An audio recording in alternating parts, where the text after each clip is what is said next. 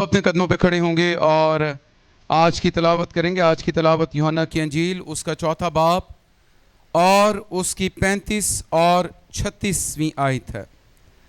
Gospel according to apostle John chapter 4 verses 35 and 36। मैं चाहूँगा ये दोनों आयात आप मेरे साथ बुलंद आवाज़ के साथ खुदावंद की हजूरी में दोहराएं।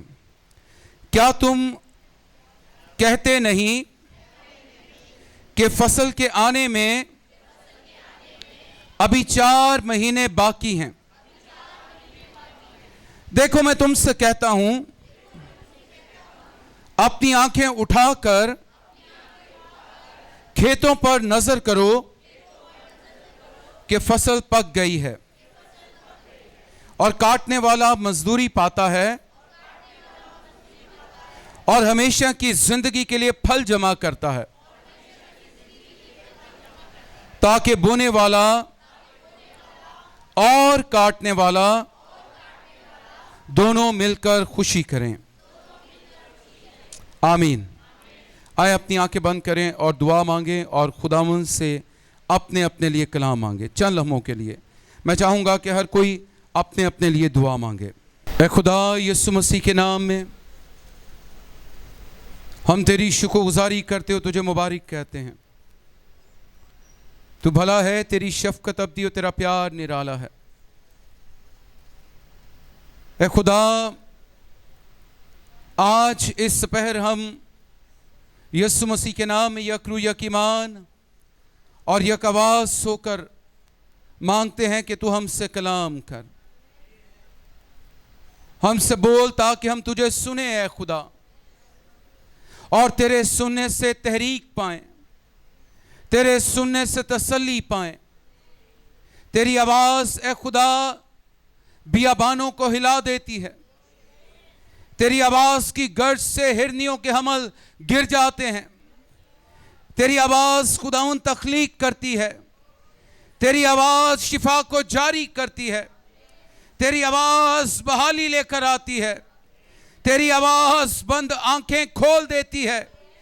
तेरी आवाज मुर्दा दिलों को जगा देती है। तेरी आवाज ऐ खुदा मुर्दा बदनों में जान डालती है। तेरी आवाज हमें उठा खड़ा करती है। तेरी आवाज हमारी सिमत का तायुन करती है। तेरी आवाज हमें झंझोड़ती है। तेरी आवाज हमारे दिल को खुदावंद खुदा बेदारी अता करती है। तेरी आवाज हमारी सोचों और हमारे ख्यालों को बेदारी अता करती है। आज ऐ खुदा हम वही आवाज को मांग लेते हैं। हम उन्हीं बातों को, उसी इल्हाम को, उसी कलाम को मांग लेते हैं जो जिंदगी की बातें हैं। मैं कौन हूं जो तेरे कलाम को बयान करूं? मैं कौन हूं जो तेरे भेदों का बयान करूं? जब तक कि ऐ खुदा तू मुझे अता ना करे, जब तक कि तू मुझ में से होकर ऐ खुदा अपने चर्च से बात ना करे। इस वक्त ऐ खुदा हम यकरू यकीमान यक आवाज तेरी पाक हजूरी में हैं। हम तुझे सुनना चाहते हैं। ऐ खुदा हमसे कलाम कर, यीशु मसीह नासरी के नाम में आमीन। आए खुदा अपने खुदा के लिए जोरदार तालियां बजाएंगे, जोरदार तालियां बजाएंगे। Praise God. आए सब तशरीफ रखें। सबसे पहले कि हम खुदावंद के कलाम की तरफ बढ़ें, मैं उन जिंदगियों को जो आज पहली बार हमारे साथ मिलकर इबादत कर रहे हैं, गॉस्पेल लाइट हाउस फैमिली में, उन्हें मैं खुश आमदीद कहता हूँ। मैं चाहूँगा कि सब उनके लिए ज़ोरदार तालियां बजाएं।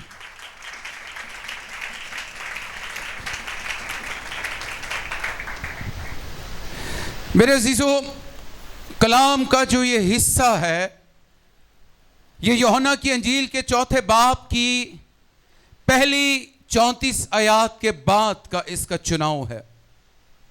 लेकिन अगर हम यूहन्ना की अंजील के 4थे बाब की शुरू से तलावत करें तो खुदा का कलाम हमें इसमें मिशंस की बाबत सिखाता है।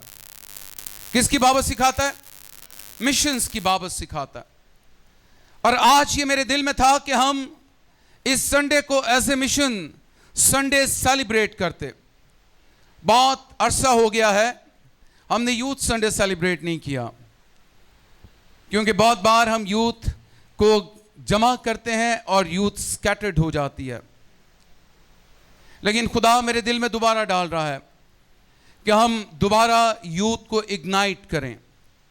इग्नाइट करने का मतलब है उन्हें दोबारा मुतहरिक करें, उन्हें बेदारी की तरफ लेकर आएं। और अगर इस आज के कलाम को आप रिसीव करेंगे तो आज का कलाम हमें चैलेंज देगा, हमें मुतहरिक होने के लिए तैयार करेगा। हम अपनी बाज़ुकात मसीही जिंदगी में सर्द मोहरी का शिकार हो जाते हैं। हम बहुत पीसफुल लाइफ गुजारना चाहते हैं। हम खुदा के कलाम को उस हद तक कबूल करते हैं जिसका ताल्लुक मेरी जात से है, लेकिन जब वो कलाम मुझे मेरी जात से मुतहरिक करके दूसरों के लिए जिम्मेदार ठहराता है, हम उस कलाम को कबूल नहीं करते। खुदा हमें सेल्फ सेंटर्ड नहीं बनाता। इस बात को सीखना बहुत जरूरी है। चर्च, ये बड़ा चैलेंज है। कलाम हमें सेल्फ सेंटर्ड नहीं बनाता। सेल्फ सेंटर्ड से मुराद है वो शख्स जो अपनी जात में गुम है, वो शख्स जो अपनी जात के लिए फिक्रमंद है, जिसे अपनी जात से बाहर कुछ नजर नहीं आता। यहां उसकी फिक्रमंदी की हद फक्त उसकी अपनी जात है।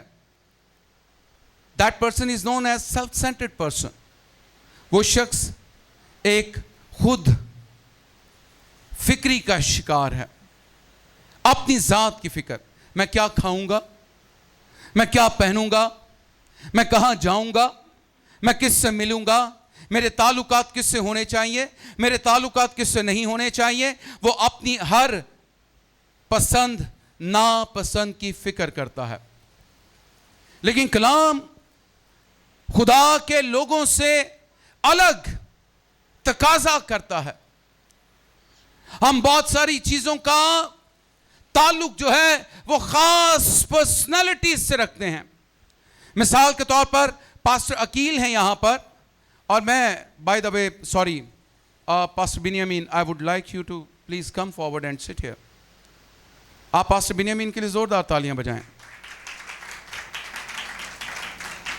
पास्टर बिन्यामीन एक बड़ी खिदमत कर रहे हैं साहिवाल के एक नवाही गांव 90 चक में,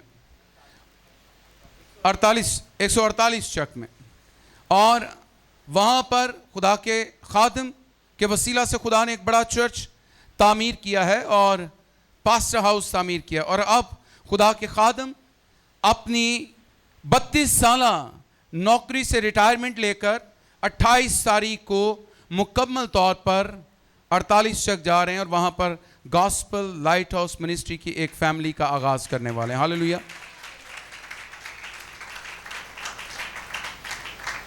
ये एक बहुत बड़ा यस है। ये एक बहुत बड़ा क्या है? कलाम मुकद्दस में लिखा है, हल पे हाथ रख के पीछे देखने वाला शख्स जो है वो खुदा की बादशाहत के लायक नहीं है। कहता है जो इस अपनी जान को खुदावंद के लिए खोएगा वो उसे बचाएगा, और जो बचाएगा वो उसे खो देगा। और आज का हमारा जो कलाम है वो मिशंस के लिए। हालेलुया। आज के हमारे कलाम का जो टाइटल है वो ये है, अपनी आंखें उठाओ, lift up your eyes, the harvest is plentiful. फसल तैयार है, फसल पक चुकी है, अपनी आंखें क्या करो? उठाओ। झुकी हुई आंखें फक्त अपनी जात को देखती हैं, और उठी हुई आंखें जो हैं वो अपने इर्द गिर्द पर नजर रखती हैं। Hallelujah, hallelujah. तो मैं जिस बात को आप तक पहुंचाना चाहता हूं, जो बात खुदा ने मेरे दिल में रखी है कि हमें सेल्फ सेंटर्ड नहीं होना, हमारी फिक्रमंदी की हद मेरी जात ना हो, हमारी फिक्रमंदी और परेशानी की जात फक्त मैं या मेरे सुलभ से पैदा होने वाली औलाद या मुझसे जुड़े हुए वो रिश्ते जो बायोलॉजिकली खुदा ने मुझे दिए हैं, मेरी फिक्रमंदी की हद उन तक हो। हालेलुया। कलाम कहता है we need to be Christ centred. हमें उस जात में जिंदगी बसर करनी है जिस जात को खुदा ने इस दुनिया में भेजा कि जिसके वसीला से एक शख्स नहीं बल्कि पूरी दुनिया ने जान पाए। Hallelujah, hallelujah. और वो शख्स कौन है? यीशु मसीह है। हालेलुया। वो शख्स कौन है? यीशु मसीह है। और यीशु मसीह हमारी जात का मरकज होना चाहिए। यीशु मसीह हमारी सोचों का मरकज होना चाहिए। यीशु मसीह हमारी ख्वाबगाह का मरकज होना चाहिए। यीशु मसीह हमारी बोलचाल का मरकज होना चाहिए। और इस बाब 4 को आपने जाके जरूर पढ़ना है। कलाम मुकद्दस में लिखा है कि यीशु सामरिया में से होकर गुजरा। Hallelujah, hallelujah. और सुखार में पहुंचा और सुखार में जाकर वो एक कुएं पर बैठ गया। और जब वो उस कुएं पर बैठ गया तो उसके शागिर्द उसके लिए खाना लेने चले गए। और इतने में एक औरत उसके पास आई और उसने उसे कहा मुझे पानी पिला। हालेलुया। यीशु का तर्ज अमल देखें। हम बहुत बार जब किसी से मुलाकात होती है तो हम इस बात की तवक्को करते हैं कि वो शख्स हमें सलाम करे, वो बहन हमें सलाम करे, वो भाई हमें सलाम करे। उसने मुझसे बात नहीं की, मैं उससे क्यों बात करूं? और यहां पर जिंदगी का मालिक, खुदा का बेटा उस औरत से जो औरत माशरती एतबार से रद्द की हुई है, जिस औरत से कोई ताल्लुक नहीं रखना चाहता, वो उससे कहता है मुझे क्या कर? पानी पिला। आप कराची में रहते हैं, आप बहुत खुशकिस्मत हैं। आपने पंजाब में जिंदगी बसर नहीं की, पंजाब के गांव में जिंदगी बसर नहीं की, जहां पर हम बहुत कम तादाद में हैं। वो लोग यहां पर जरूर मेरी बात का तायुन करेंगे। वहां पर लोग होटल्स में मसीहियों के लिए अलग बर्तन रखे हुए हैं। आप अगर किसी नलके को हाथ लगा दें तो वह नलका प्लीत हो जाता है। ऐसे ही है पादी साहब, ऐसा है। अगर आप किसी बर्तन को छू लें उनके लिए वो बर्तन नापाक हो जाता है। वो उसमें पीना पसंद नहीं करेंगे, वो उसमें खाना पसंद नहीं करेंगे।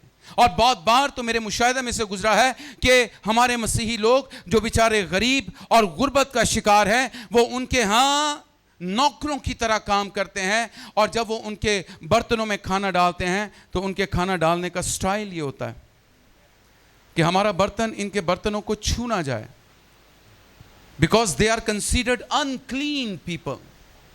उन्हें वो नापाक जानते हैं, उन्हें वो काफिर जानते हैं। और यहां पर ये सामरी औरत जो है ना सिर्फ यहूदियों के लिए बल्कि अपने माशरे के लिए भी क्या है?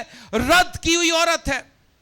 ना तो कोई इससे मिलना चाहता है, ना कोई इससे बात करना चाहता है, ना कोई इससे ताल्लुक रखना चाहता है। कलाम कहता है यीशु ने उसे देखकर खुद कहा मुझे पानी पिला। हालेलुया। How great gesture. कितना ही मानीखेज अमल है खुदावंद यीशु मसीह का। मैं दोबारा कह रहा हूं, कितना ही ये मानीखेज जेस्चर है, अमल है यीशु मसीह का। उसने कहा ऐ औरत मुझे पानी पिला। That means is ice breaking sentence. Ice breaking समझते हैं? अंग्रेजी जानने वाले जरूर समझते होंगे। कहीं पर गुफ्तगू का आगाज करना, खामोशी का तोड़ देना। और उसने उस खामोशी को तोड़ा और कहा ऐ औरत मुझे क्या कर? पानी पिला। उसने उसे देखा और उसने कहा तू यहूदी होकर मुझ सामरी से पानी मांगता? अब यहां पर वो अपनी जात की नहीं बल्कि मजमूई एतबार से सामरियों की बात कर रही है।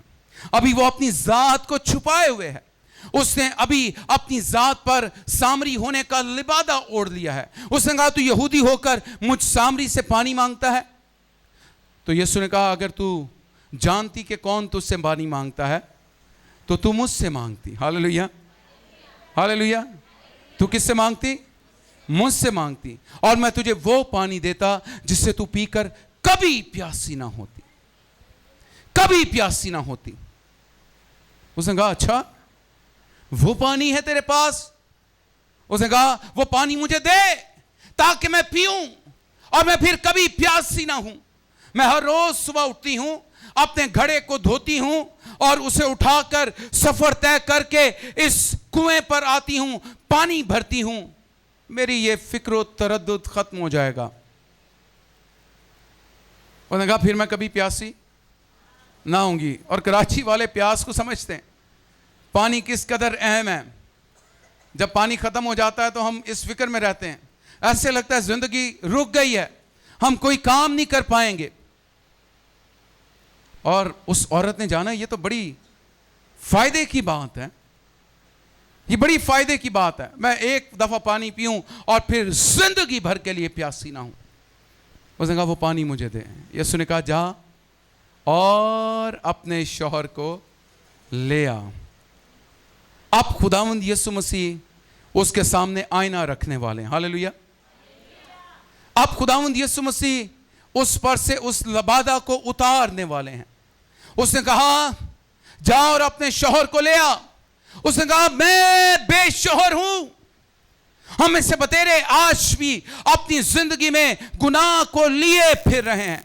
हम में से बतेरे ऐसे हैं जो आज भी गुनाह में जिंदगी बसर कर रहे हैं, लेकिन ज़ाहिरन वो बड़े ही पारसा नजर आते हैं, बड़े ही रासबाज नजर आते हैं। वो दुआएं करते हैं, रोजे रखते हैं, चर्चिस में जाते हैं, लेकिन उनकी जिंदगी कली की हुई कब्र की मानिद है, जो बाहर से साफ सुथरी है, जो बाहर से चमकदार है, लेकिन अंदर से बदबूदार है। उसने कहा, जाओ और अपने शौहर को लेकर। उसने कहा, मैं बेशौहर हूं। उन्होंने कहा, ये केड़ा मैनू जानता है, मेरी कभी ऐसा मुलाकात नहीं हुई, इट डज नॉट नो मी। उसने कहा, मैं बेशौहर हूं। यीशु ने उससे कहा, हां तूने खूब कहा, तू बेशौहर है, 5 तो तू कर चुकी, और जिसके साथ है वो भी तेरा शौहर। हालेलुया। जिसके साथ तू है वो भी तेरा शौहर, यानी तू एक इल्लीगल रिलेशनशिप में है, ऐसा रिलेशनशिप जो शरई और कानूनी एतबार से जायज नहीं है। और ये बात सुनकर वो हैरान और परेशान हो गई। उसने कहा, ये कौन है जो मेरे दिल को जानता है, जो मेरे बातिन से वाकिफ है? उसने कहा, यकीनन ये कोई नबी है। और खुदावंद यीशु मसीह ने कहा, जिसे तू ढूंढती है वो कोई और नहीं बल्कि कौन है? मैं हूं, मैं ख्रिस्तुस हूं, मैं मसीह हूं, जो तुम्हें आने वाले वक्त के बारे में बताने की कुदरत से भरा हुआ है। Hallelujah, hallelujah. और लिखा है कि उस औरत ने पहचान लिया कि जिंदगी के पानी का मालिक यही हो सकता है जो मुझ और मेरे आने वाले और गुजरे हुए दिनों से वाकिफ है। हालेलुया। उसने अपना घड़ा जिसमें वो उस पानी को भरने आई थी, जिसे वो पीकर दोबारा प्यासी हो जाती है, उसने उसे वहीं रख दिया और भागती हुई अपने गांव में चली गई। हालेलुया। भागती हुई कहां चली गई? अपने गांव में चली गई। और गांव में जाकर उसने मनादी करना शुरू कर दी, आओ हमें एक आदमी मिल गया है, हमें ख्रिस्तुस मिल गया है, देखो ये मसीह है। और कलाम मुकद्दस में लिखा है कि सारा गांव यीशु को मिलने के लिए यीशु के पास आ गया।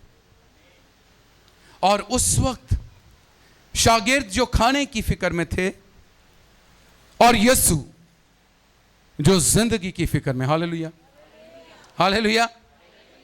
जो ये दावा करता है मैं जिंदगी की रोटी हूं, जिसने ये दावा किया मैं जिंदगी का पानी हूं, मुझसे पीने वाला शख्स जो है वो कभी प्यासा नहीं होता, बल्कि उसमें से जिंदगी के पानी की नदियां जारी हो जाती।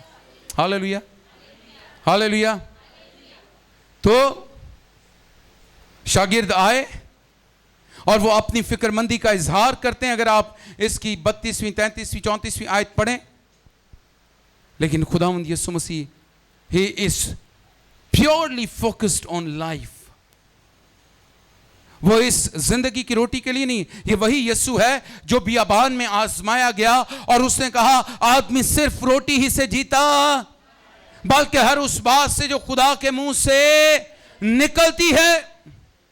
और ये अब भी रोटी नहीं, बल्कि उस जिंदगी की फिक्र में है जो जिंदगी उस सामरी औरत की सूरत में यीशु मसीह ने बचा ली है।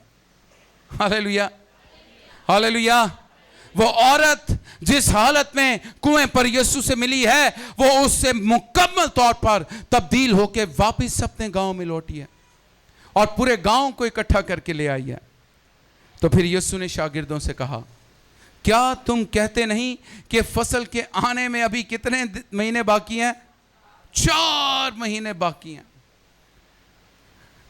लेकिन यीशु कहता, देखो मैं तुमसे कहता हूं, अपनी आंखें उठाकर खेतों पर नजर करो, क्योंकि तुम्हारी नजरें अपनी जात पर टिकी हुई हैं।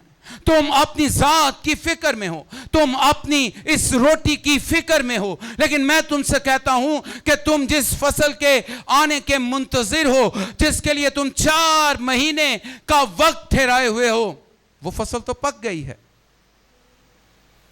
वो फसल क्या है? पक चुकी है। खेतों पर नजर करो।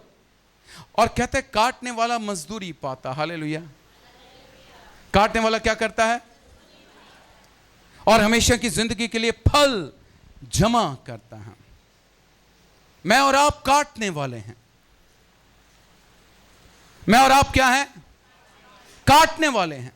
और खुदावंद यीशु मसीह अपने शागिर्दों को यही सिखा रहे हैं, अपनी आंखें उठाकर देखो, फसल पक चुकी है, फसल के लिए मजदूर दरकार हैं, फसल की कटाई का तो वक्त है। तुम 4 महीने की बात करते, फसल की कटाई का वक्त है। कलीसिया, बेदारी एक वक्त या दौर की बात नहीं है, बल्कि बेदारी का मतलब है कि जब खुदा के लोग ईमान और अमल में वो देखते हैं जो खुदा देखता है। हालेलुया। बेदारी की क्या डेफिनेशन है? सादा अल्फाज में अगर मैं बेदारी को डिफाइन करूं तो बेदारी वो ईमान और अमल है जिससे खुदा देखता है। इंसान भी अगर उसी ईमान और अमल से चीजों को देखना शुरू हो जाए तो वो उसमें बेदार है।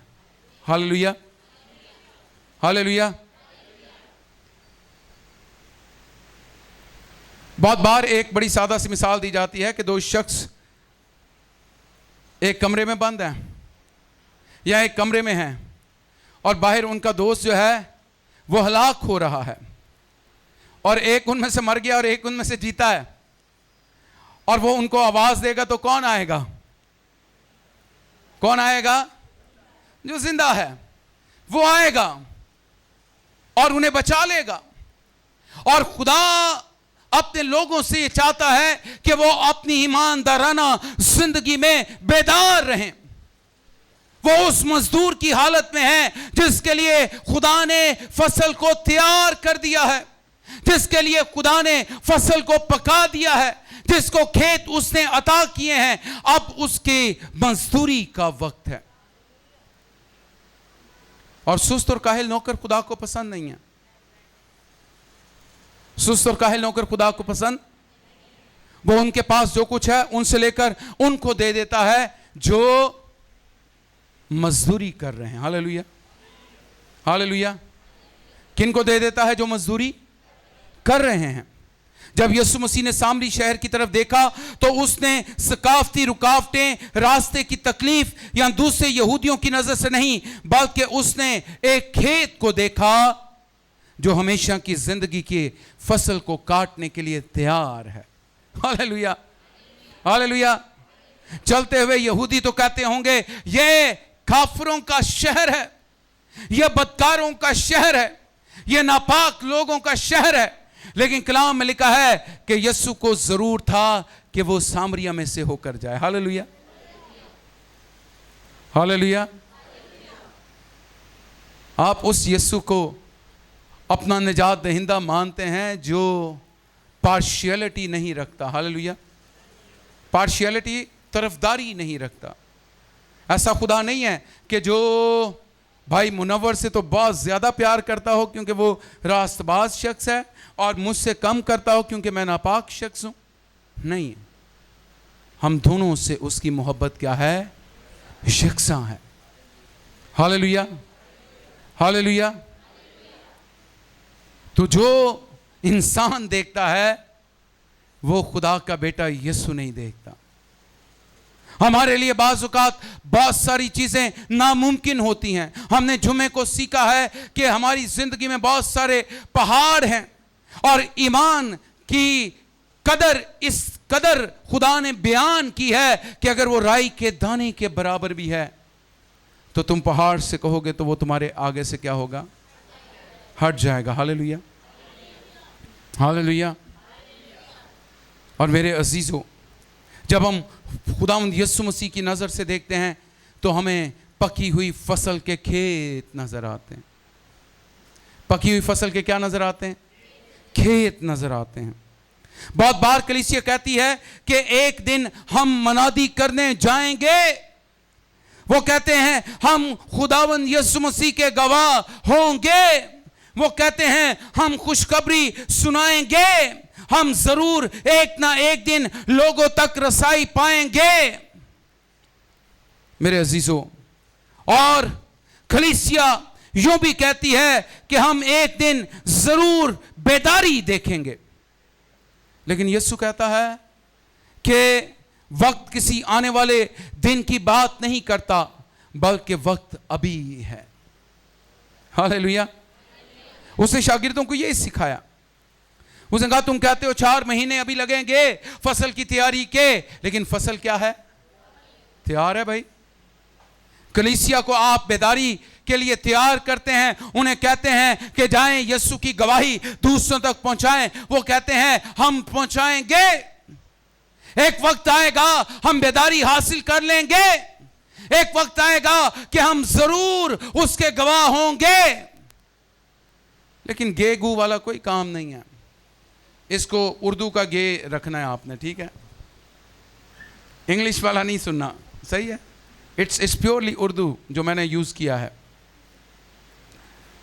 तो मुस्तकबिल की बात नहीं है, खुदा आज की बात करता। हालेलुया। वो आज की बात, उसने आज ही की फिक्र करना हमें सिखाया। और हम दुआए रुबानी में कहते हैं हमारी रोज की रोटी हमें आज दे। कहता आने वाला कल अपनी फिक्र आप करेगा। हम क्यों आने वाले दिनों की प्लानिंग करें। मेरे पास गाड़ी होगी तो मैं मनादी के लिए जाऊंगा, मेरे पास रुपया पैसा होगा तो मैं मनादी के लिए जाऊंगा, मुझे पादी साहब कहेंगे तो मैं मनादी के लिए जाऊंगा, मैं कलाम सीख लूंगा तो मैं मनादी के लिए जाऊंगा। इस सामरी औरत को देखें, ना तो उसने कोई डिग्री की, ना उसके पास रुपया पैसा है, ना उसने अपने स्टेटस की फिक्र की कि वो लोग जो मुझे एक बदकार औरत की तरह जानते हैं वो मेरी गवाही को सुनेंगे, कबूल करेंगे कि नहीं करेंगे। बल्कि वो भागती हुई अपने गांव पे गई और दरवाजे खटखटा कर कहती है आओ और एक आदमी को देखो, हमें क्रिस्तुस मिल गया है। हालेलुया। चंद लम्हे पहले कुएं पर वो कहती है क्या तू हमारे बाप याकूब से बड़ा है जिससे हमारे लिए क्या लगाया, ये कुआं लगाया। तो फिर उस गुफ्तगू में यीशु ने एक बात कही। उसने कहा खुदा सच्चे परस्तारों को ढूंढता है। किन को ढूंढता है? सच्चे परस्तार कौन से हैं? किससे? रूह और सच्चाई से प्रस्तिश करेंगे। बहुत जरूरी है। और इस औरत ने रूह को भी पा लिया है और सच्चाई को भी पा लिया है। हालेलुया। सच्चे परस्तार जो है वो गिरजाघरों में कैद होकर नहीं रहते। सच्चे परस्तार जो है वो छोटे बच्चों की तरह अपने पादरी की उंगली पकड़कर बस उससे खाना ही नहीं मांगते रहते, बल्कि वो बड़े और बालिग होने के बाद अपने बाप का सहारा बनते हैं, उसके साथ कंधे से कंधा मिलाकर फसल को काटने के लिए तैयार हो जाते हैं। Hallelujah, hallelujah.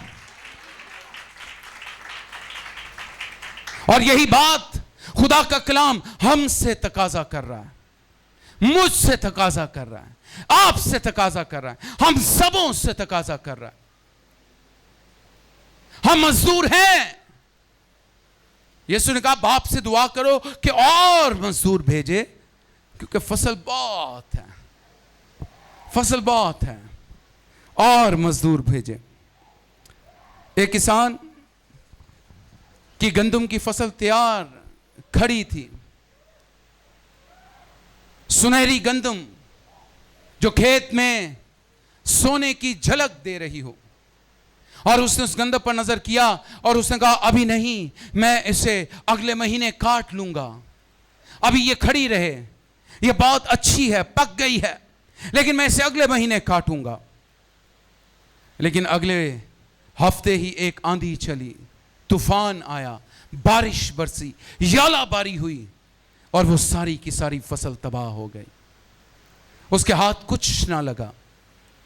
कलीसिया मैं और आप जो खुदावंद यीशु मसीह में खुदा के पाक रूह के हसूल के बाद, उसको पा लेने के बाद, उसके जो गवाह ठहरे हैं, कलाम कहता है कि फसल पक चुकी है। अपनी आंखें उठाओ, lift up your eyes, lift up your eyes, अपनी आंखें उठा लो, फसल को देखो। फसल तुम्हारे इर्द गिर्द है, फसल तुम्हारे दाएं भी है, तुम्हारे बाएं भी है, फसल तुम्हारे आगे भी है, और फसल तुम्हारे पीछे भी है। हालेलुया। और जो फ्लैट सिस्टम में रहते हैं, फसल उनके नीचे भी है और फसल उनके ऊपर भी है। हालेलुया, एम आई राइट?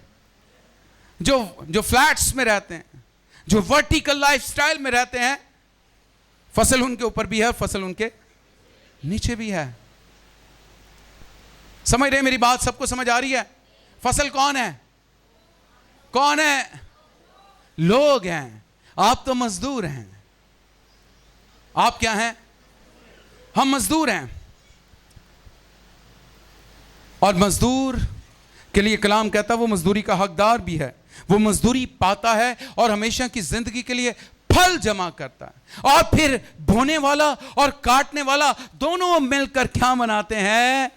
खुशी मनाते हैं। Hallelujah, hallelujah. आज मेरे अजीज बहन और भाइयों, कलाम मुझे और आपको चैलेंज कर रहा है। कलाम मुझे और आपको इस बात के लिए उभार रहा है कि हम फसल को तबाह ना होने दें, हम फसल को बर्बाद ना होने दें। हमें रूहों की फिक्र की जरूरत है। हमें यीशु की नजर को अपनी नजर बनाना है। कलाम मुकद्दस में लिखा है कि तेरी राहें क्या हो जाएं? तेरी सोचें क्या हो जाएं? मेरी सोचें हो जाएं। और यीशु की राहें तो जिंदगी की राहें। हालेलुया। यीशु की सोचें तो सलामती की सोचें हैं, सुलह की सोचें। वो लड़ाई पवान वाली नहीं किया गल मैं तेनू दसी है भैन, तू अगे नहीं दसनी है। तेरी ननान ते इंज कहन दी सी, वो तेरी भाभी तेरे खिलाफ इंज गल करन दी सी, तेरी नूह ने इंज कह दिता, तेरी सस ने कर दिता, तेरा भरा ते हिस्सा मंगदा है ते वो करदा है। Whatever it is, this is not spirituality.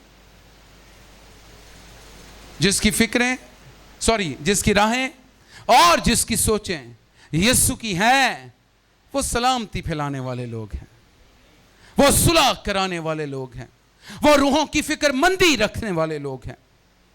मेरे अजीजों, फसल तैयार है और अगर जल्दी ना काटी गई तो फसल जाया हो जाएगी। फसल क्या हो जाएगी? ये बिल्कुल उसी तमसील की बाबत खुदा का कलाम है जो यीशु ने सिखाई कि एक मालिक ने अपने एक नौकर को 5 तोड़े दिए, एक को उसने 3 दिए और एक को उसने 1 दिया। 5 वाले ने 10 कर लिए, 3 वाले ने 6 कर लिए, और जिसके पास 1 था उसने वो भी क्या किया, मट्टी में छुपा दिया। और उसके हक में मालिक ने कहा, ऐ निकम्मे और सुस्त नौकर, जो तेरे पास है वो भी तुझसे और उसको दे दिया जाएगा जिसके पास बहुत है। जो थोड़े में वफादार है, खुदा उससे ज्यादा में ज्यादा का मुख्तार करता है। आज हम पास्टर कहलाना पसंद करते हैं। बहुत सारे ऐसे हैं जो सिर्फ पास्टर बनना पसंद करते हैं। उन्हें नजर आता है कि वाह वाह जी, पास्टर साहब की बहुत इज्जत है। कल मैं पास्टर अकील मेरे साथ थे, तो 2 शुक्रगुजारियों की इबादत थी। तो मैं पास्टर साहब से मजाक कर रहा था। मैंने कहा, पास्टर साहब देखें, पादरी बनने के कितने फ़ायदे हैं। लोग हमें इज्जत से बुलाते भी हैं, खाना भी खिलाते हैं, और खाना खिलाने के बाद हमें हदिया भी देते हैं। What an honour. तो लोग सिर्फ इसी बात को देखते हैं और वो खादिम बनना पसंद करते हैं कि हमारी ठाट बाट होगी और लोग हमें हदिया देंगे। किसी ने यीशु से कहा, ऐ उस्ताद, मैं तेरे पीछे आना चाहता हूं। उसने क्या कहा उसे, बताइए? अपनी सलीब उठा, अपनी खुदी का इनकार कर और मेरे पीछे बोले। लेकिन एक के लिए उसने कहा कि इब्ने आदम के लिए सर धरने के लिए जगह नहीं है। कहता, लोमड़ियों के भट्ट हैं और हवा के परिंदों के घोंसले हैं, लेकिन इब्ने आदम के पास तो कुछ नहीं है।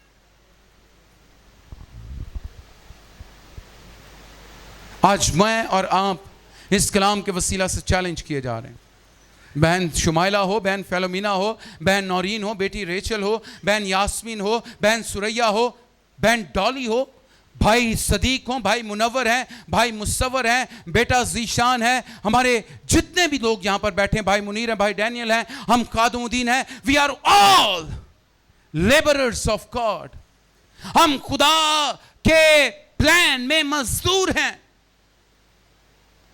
और जो अपनी मजदूरी नहीं करता उसे उजरत भी नहीं मिलती। तो खुदा तो इतना रहमदिल खुदा है कि मैं अगर सुबह से काम कर रहा हूं और आप में से कोई आकर शाम में काम करना शुरू करेगा तो उसे भी उतनी ही उजरत मिलेगी जितनी मुझे मिली है। और ये फक्त खुदा दे सकता, कोई और नहीं दे सकता। हालेलुया। फसल पक चुकी है, उसकी कटाई का वक्त है। मेरे अजीजों, हमें से बतेरे लोग यहां पर इस सोच में मौजूद हैं कि वो अपनी जिंदगी को बेमकसद समझते हैं।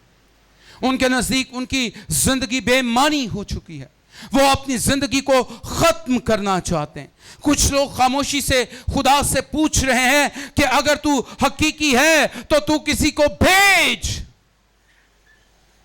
और वो कोई और क्यों ना हो, वो मैं ही क्यों ना हूं कि किसी की दुआ का जवाब ठहरूं। हालेलुया। मैं एक बात आपको बहुत पहले भी सुना चुका हूं, एक खादिम की ऑटोबायोग्राफी, और मैं फिर आज सुनाना चाहूंगा कि खुदा ने उससे कहा, ऐ मेरे खादिम उठ।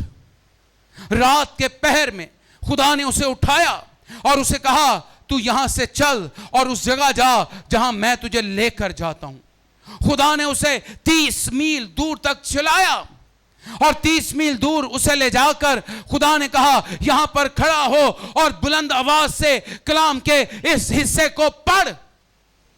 और उसने पढ़ा और फिर खुदा ने उससे कहा, जा और अपने घर जाकर आराम कर। वो परेशान हुआ, उसने खुदा से कहा, खुदा ये क्या बात है, मैं तेरा कलाम घर में भी पढ़ सकता हूं, मैं तेरा कलाम रोज पढ़ता हूं, तू मुझे 30 मील लाया है और ये कलाम पढ़वाया है, और अब कहता है जा और जाकर आराम कर। और वही खादिम लिखता है कि मैं 10-12 साल बाद उसी जगह खुदा मुझे लेकर गया और एक बड़ा मजमा वहां पर लगा हुआ था, और उस बड़े मजमे में एक औरत खुदा के कलाम की मनादी कर रही थी, और लोगों को यह बता रही थी कि हमेशा की जिंदगी यीशु के पास है। हालेलुया। वो कह रही थी हमारे गुनाहों का कफारा यीशु मसीह है, निजात यीशु मसीह है, शादमानी यीशु मसीह है। उसने कहा एक दिन मेरी जिंदगी में भी ऐसा आया कि जब मायूसियों ने मुझे घेर लिया और मेरी जिंदगी मेरे लिए बेईमानी हो गई और मैं उस रात खुदकुशी करने वाली थी, इससे पहले कि मैं जहर को पीती, एक आवाज मेरे कानों में आई और खुदा का कलाम मुझ तक पहुंचा और मैंने जब उस कलाम को सुना तो मैं अपनी जिंदगी के मकसद को जान गई। मैंने खुदकुशी का फैसला जो था वो खत्म कर दिया और मसीह को कबूल करके अपनी जिंदगी उसे दी। और ये रात वही रात थी जब खुदा ने उस खादम को जगाया और उस जगह ले जाकर उस कलाम को बुलंद आवाज से पढ़ाया। जब वो बुलंद आवाज से उस कलाम को पढ़ रहा था तो वो खुदकुशी करने वाली औरत उस कलाम को सुन रही थी। हालेलुया।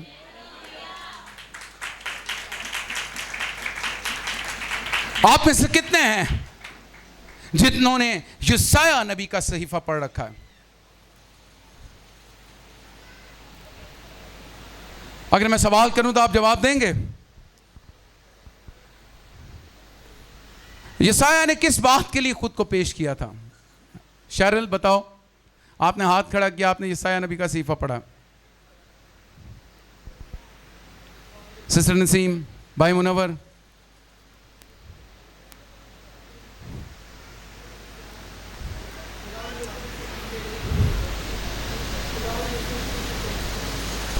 हाँ ठीक है, वो बात मैं पूछ नहीं रहा। हेवनली काउंसिल में ये बात ज़ेरे बहस थी कि कौन जाएगा, है कौन जाएगा? और मुकद्दस यशायाह ने कहा ऐ खुदावंद तू मुझे भेज, मैं तेरी आवाज बनूंगा, मैं तेरे कलाम को लेकर तेरे लोगों तक जाऊंगा। Hallelujah, hallelujah. आज हम सिर्फ खाना चाहते हैं, खिलाना बहुत मुश्किल है। आज हम सिर्फ बचना चाहते हैं, बचाना बहुत मुश्किल है। बहन डॉली, एसएस का क्या मतलब है? आप सल्वेशन आर्मी चर्च जाती हैं, बताएं एसएस का क्या मतलब है?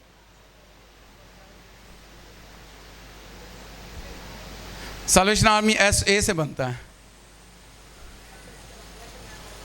हम जी एक मिनट मैं उनसे पूछ रहा हूं।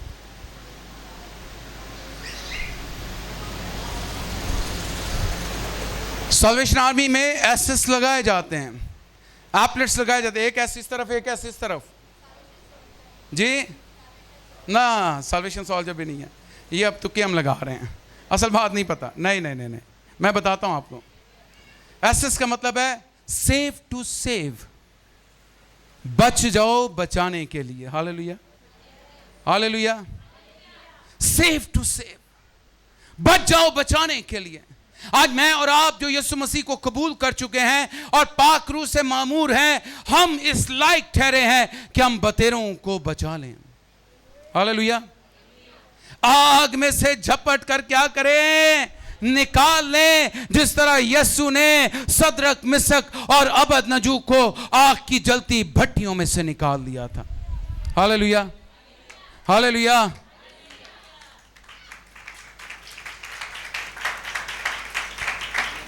एक पुराना गीत है, मेरे पास वक्त है, मेरी नजर घड़ी पे भी है। एक बहुत पुराना गीत है, जिन्ना सौ के वक्त गुजारिया ਉਹਨਾਂ ਨੂੰ पछताना पै गया। हम भी सोए हुए हैं। एक भाई चर्च में आते थे, अब कभी कभार आते हैं, लेकिन वो गॉस्पेल लाइट हाउस का हिस्सा है, वो अक्सर आके सो जाते थे। और मैं उनसे कहता था, भाई आप चर्च में सो जाते हैं। और वो मुझे मेरी खुशामद यूँ करते थे कि पादी साहब आपकी आवाज़ इतनी मीठी है कि सुनते ही मुझे नींद आ जाती है। और खुदा के घर में सुकून बहुत है। लेकिन कलाम तो हमें चैलेंज कर रहा है। लिफ्ट अप योर आइज, अपनी आंखें उठाओ और देखो फसल पक चुकी है, फसल पक चुकी है। आपका खेत आपके डिनर का टेबल भी हो सकता है। Hallelujah. Your dinner table can be your field. आपकी फैमिली, आपका शोहर या आपकी बीवी और आपकी औलाद या आपके सिबलिंग्स या आपके पेरेंट्स जो हैं, जो आपके साथ हम वाला है, वो आपका खेत है।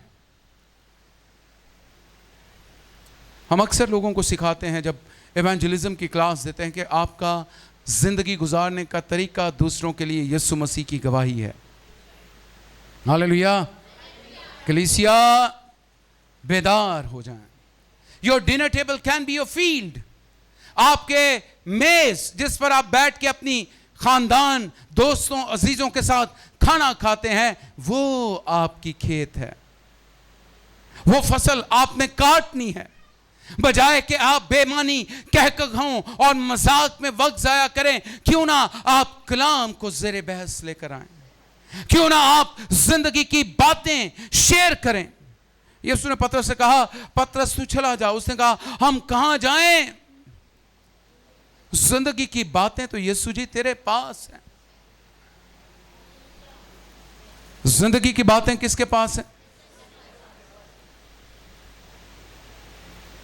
आज मैं और आप उन भेड़ों की मानद है जो खा खा मोटी हो रही हैं, और ना वो दूध दे रही हैं ना बच्चे पैदा कर रही हैं। ये हकीकत बात है। और बांझपन लानत है। बांझपन क्या है? बोलिए जोर से, बांझपन क्या है? और जिन बच्चों की बाबत मैं बात कर रहा हूं वो रूहानी औलाद हैं। कितनों को हमने बचाया है, कितनों को हमने शागिर्द बनाया है। अपने नहीं शागिर्द बनाना, हमने यीशु के शागिर्द बनाना। हम अक्सर लोगों को कहते देखता हूं मैं पादरियों को, ये मेरा शागिर्द है, वो मेरा शागिर्द है, ये मेरा शागिर्द है, ये जो कलाम सुना रहा है मेरा शागिर्द है। तो अक्सर मेरे दिल में गुदगुदी होती है कि मैं इनसे पूछूं कि इनमें से यीशु का शागिर्द कौन है? हालेलुया। आप मेरे शागिर्द मत बने, ना मैं बनाना चाहता हूं। मैं आपको यीशु का शागिर्द बनाना चाहता हूं। और यीशु शागिर्दों से कहता है, अपनी आंखें उठाओ, फसल पक चुकी है, फसल तैयार है। 4 महीने का इंतजार ना करो। आज अभी इसी वक्त अपनी दरांती उठाओ और फसल को काटना शुरू करो। हालेलुया। किन्या ने वाडी की थी? हाथ खड़ा करो। सच्चाई ना गाल दसनी पाई। सदीक तुसी दसना है, कनक गिली वड्डी जाती है या सुक्की वड्डी जाती है? ओ गिली कौन कह दिया? फसल कनक केड़ी वड्डी जाती है? हाँ, जो सूखी हुई हो। और आप दरांती रखें और दरांती और गंदम की आवाज आए, आपकी दरांती चलने की आवाज आए, और फिर उससे किसान का दिल खुश हो जाता है। मेरी फसल पक गई है, अब इसको खेतों में जमा करने का वक्त आ गया है। और मेरी बात याद रखें, यहां पे सिर्फ 3 मजदूर 4 मजदूर नहीं हैं जिनके हाथों में दरांतियां हैं। वो पास्टर कुंदन या पास्टर बिन्यामीन या पास्टर अकील या मैं या इवेंजलिस्ट मुनव्वर यहाँ पर बैठे हुए हैं, या पीछे डीकन मुसव्वर बैठे हुए हैं। हम वो लोग नहीं हैं कि जिनको खुदा ने खास दरांतियाँ दी हैं। आप सबके पास दरांतियाँ हैं। Each and every one has sickle. दरांती को इंग्लिश में सिकल कहते हैं। एम आई राइट? जिन बच्चों को ना समझ आए दरांती की, पंजाबी जी की कहते हैं दातरी। दातरी, हाँ। देखा कभी चारा काटते हुए देखा? गंदम काटते हुए देखा? मैंने कोई काम अपने हाथ से नहीं किया, लेकिन मेरा मुशाहिदा बहुत अच्छा है। ना मैंने गंदुम काटी है ना मैंने चारा काटा है, लेकिन अगर आप मुझसे कोई बात पूछेंगे तो वो मुझे पता है, क्योंकि पिंड 'ਚ एक कहावत है कि तू जिमीदारां दा मुंडा है या जलायां दा मुंडा है, तो जलायां दे मुंडे नूं कुछ नहीं पता हुंदा। When we are being called the Son of God, तो फिर यीशु की इक़दार हमारी जिंदगी में होनी चाहिए। Hallelujah, hallelujah, hallelujah. अगर आप खुदा के बेटे हैं तो फिर आप जिम्मेदार के बेटे हैं। वो जिसने फसल पैदा की है, जिसने फसल उगाई है, हमें काटने में देर नहीं करनी है, हमें फसल काटनी है। आप जहां काम करते हैं वो आपका खेत है, आप जिस स्कूल में पढ़ते हैं वो स्कूल आपका खेत है, आप जिस कॉलेज में पढ़ते हैं वो कॉलेज आपका खेत है। और आप किस तरह इस काम को करेंगे, किस तरह करेंगे? आप लोगों को इनकरेज करें, लोगों को इनवाइट करें।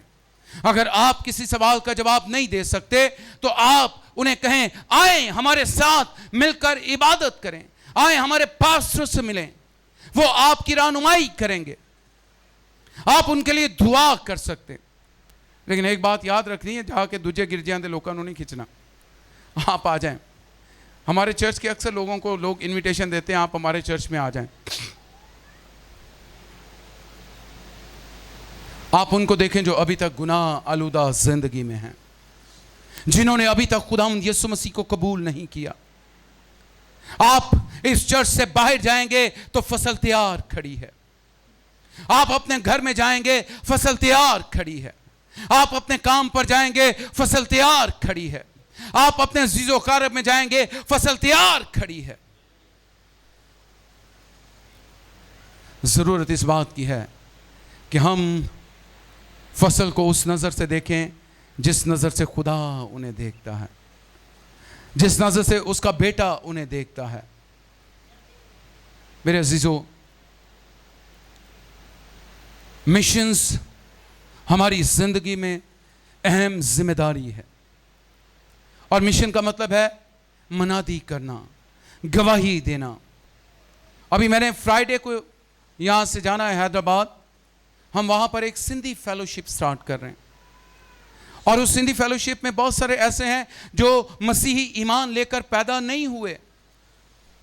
वो उनका ताल्लुक मुख्तलिफ मज़ाहब से है, और वो हमारे साथ मिलकर दुआ करेंगे और मसीह की प्रस्तिश करेंगे। मैं चाहता हूं कि आप खुद को जिम्मेदार ठहराएं, आप अपनी जिम्मेदारी को जान लें। आप में से बतेरों की औलाद जवान हो चुकी है, और जवान औलाद से माँ बाप ये तकाजा करता है कि वो मेरी बात को सुने, समझें, मेरी जिम्मेदारियों में हाथ बटाएं, और जो जिम्मेदारी मैंने उनके सपुर्द की है उन्हें वो पूरा करें। यहां पे कोई ऐसा ईमानदार नहीं है, मैं बड़ों की बात कर रहा हूं, जो 18 साल से बड़े हैं, जिन्होंने खुदावंद यीशु मसीह को कबूल किए हुए अरसा नहीं बीत गया। आप जवान हैं, आप बड़ी औलाद हैं, आप ठोस ग़िज़ा खा रहे हैं। आपका फर्ज है कि आप जाएं और लोगों को बचा लाएं और कहें कि बाप, जो जिम्मेदारी तूने मेरे सपुर्द की है मैंने उसे पूरा किया है। मैं अक्सर खुदावंद यीशु मसीह के उस सलीबी कलमे को इस नजर से देखता हूं, जब यीशु ने कहा तू आज ही मेरे साथ कहां होगा, फिर दोस्त में होगा। और मुझे बिल्कुल ऐसे लगता है जैसे यीशु उस डाकू को पकड़े हुए बाप के सामने खड़ा होगा और कहेगा, बाप, जिस काम के लिए तूने मुझे भेजा है उसका पहला फल यह है।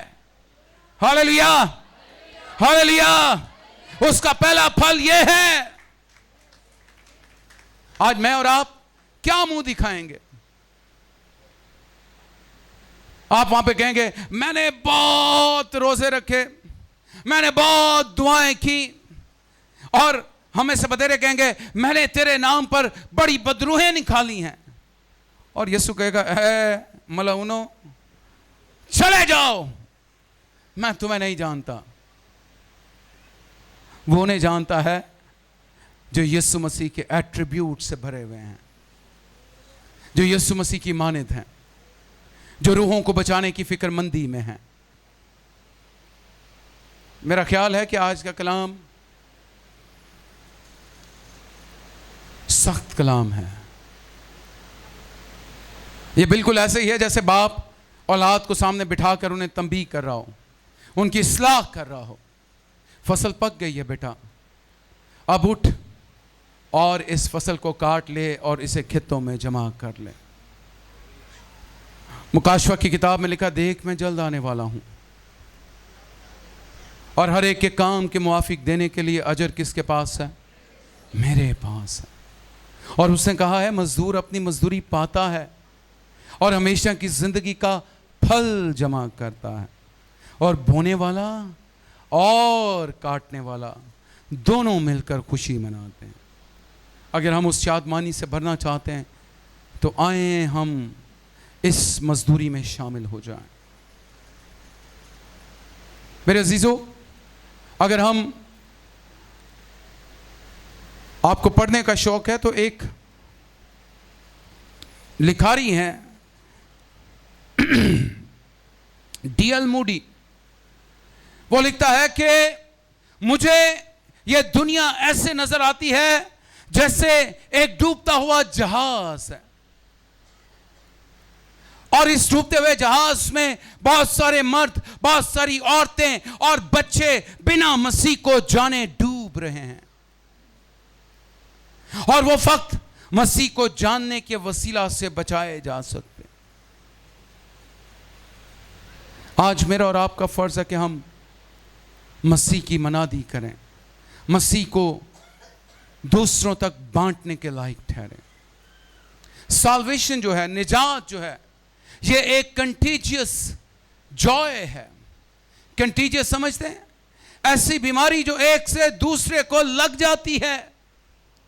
निजात की शादमानी जो इसकी जिंदगी में है, वो निजात की शादमानी उसे बैठने नहीं देती, बल्कि वो सामरी औरत की तरह निजात पाने के बाद कहता है, आओ एक आदमी को देखो, हमें ख्रिस्तुस मिल गया है, हमें मसीह मिल गया है। अगर हम निजात याफ्ता हैं तो हम शादमान हैं। हम कोई आम लोग नहीं है, वी आर प्रेशियस, और हमारी कीमत खुदा ने अपने बेटे के लहू से अदा की है, और यीशु मसीह के लहू का ऑल्टरनेटिव कोई नहीं है। कोई यीशु के लहू का मुतबादिल हो सकता है? उसने कहा, ना भेड़, ना बकरे, ना छतरे, ना मेंढे, ना बैल, कोई खून हमें बचा नहीं सकता। एक ही लहू है और वो यीशु का लहू। हालेलुया। आज ये चैलेंज खुदा मुझे और आपको दे रहा है। आए चलमों के लिए अपने कदमों पे खड़े हों और अपनी अपनी जिंदगी पर गौर करें, और इस बात को अपनी जिंदगी में सोचें, कब आपने मसीह को कबूल किया, और उससे लेकर आज तक आपने कितनों को यीशु मसीह की गवाही सुनाई है। कितनों को आप खुदावंद यीशु मसीह में बचाने के लायक ठहरे हैं। Praise God. आए अपनी आंखें बंद करें, ना मेरी तरफ देखें और ना ही एक दूसरे की तरफ देखें, बल्कि कलाम की सच्चाइयों में अपने आप को देखें। Praise God. हालेलुया। और ये रबा शंता रबा बारा रबा रखा रास है। खुदा तेरे लोग तेरी हजूरी में हैं, तेरे लोग खुदा तेरी पाक हजूरी में अपनी जिंदगियां तेरे मकसद और तेरी मर्जी के ताबे करने के लिए तैयार हैं। अपना मंसूबा अपने लोगों की जिंदगी में पूरा कर।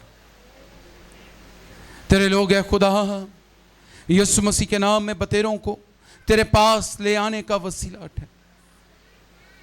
तेरे लोग बतेरों को खुदा यीशु मसीह में बचाने के लायक ठहरे। तेरे लोग बतेरों को खुदा यीशु मसीह की खुशखबरी सुनाने के लायक ठहरे खुदा, और ये तू कर सकता है। हमें ताबेदारी करना सिखा, हमें वो दिल और वो सोच अता कर जो है खुदा हमें तेरे कलाम के ताबे करती है।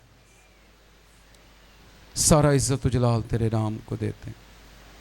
यीशु जी तेरे नाम में फतह है, तेरा शुक्र यीशु मसीह के नाम में, आमीन आमीन। आए इस कलाम के लिए हम जोरदार तालियां बजाएंगे।